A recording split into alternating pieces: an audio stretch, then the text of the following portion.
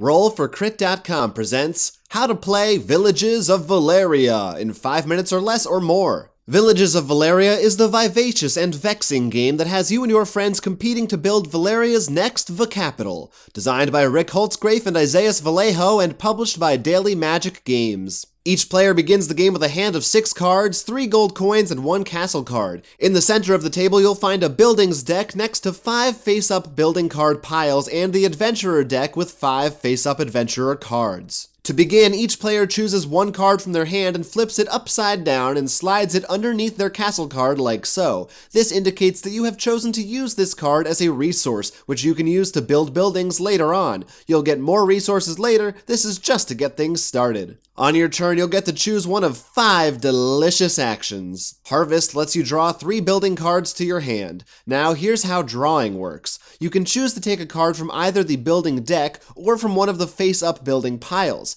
If there's more than 1 card in a pile, you have to take the top card before you can take the one underneath it. As soon as a pile becomes empty, you immediately replace it with a new card from the top of the deck. You have a hand limit of 8. If you ever have more than 8 cards in hand at the end of an action, you need to discard down to 8. There is no discard pile. Instead, when you discard, you place the card or cards on top of any pile or piles next to the building deck. Harvesting only allows you to draw building cards. Adventurer cards come later. Next is develop. This goes back to that resource thing we did at the beginning of the game. For this action, you'll need to discard 1 card from your hand in order to pay for a second card, which you'll be turning upside down and adding to your resource stack. Whichever resource is showing here is what you'll now have access to on your turn. But how do these resources work exactly? Well, there are 4 types: stone, wood, food, and magic. Then there's wild, which can stand for any of the 4. That's what your castle starts you out with initially. This brings us to the build action. To build, you must spend the required resources to add a building from your hand to the play area in front of you. Building requires both resources and gold. For instance, at the start of the game, you have access to 1 wild resource and 1 resource that you chose from your hand,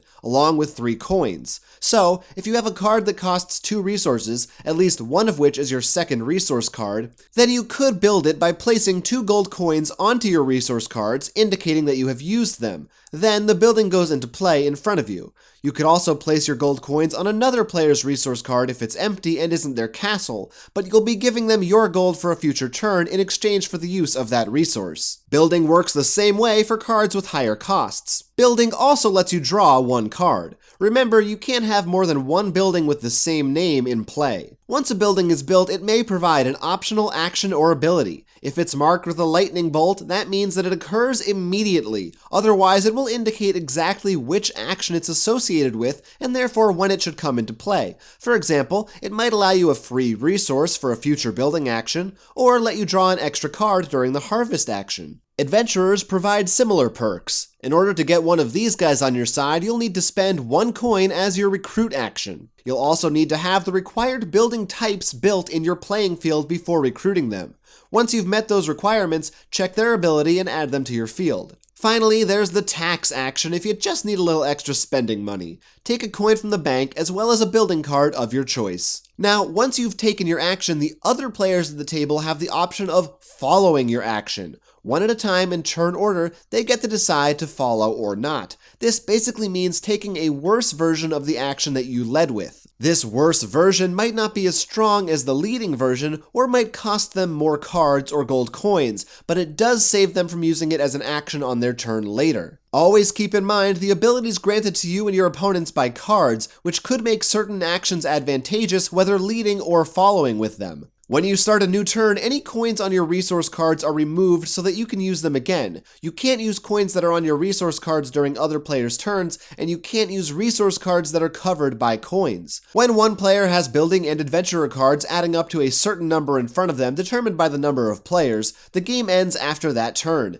In the top right corner of each of these cards, you'll notice number values which indicate how many victory points they're worth. Count up all your points and be sure to take into account any bonuses you may have, and whoever has the highest score is the winner. In conclusion, harvest, develop, build, recruit, tax, and visit with vivacity and virtuosity. That's Villages of Valeria in a nutshell. Did you get all that?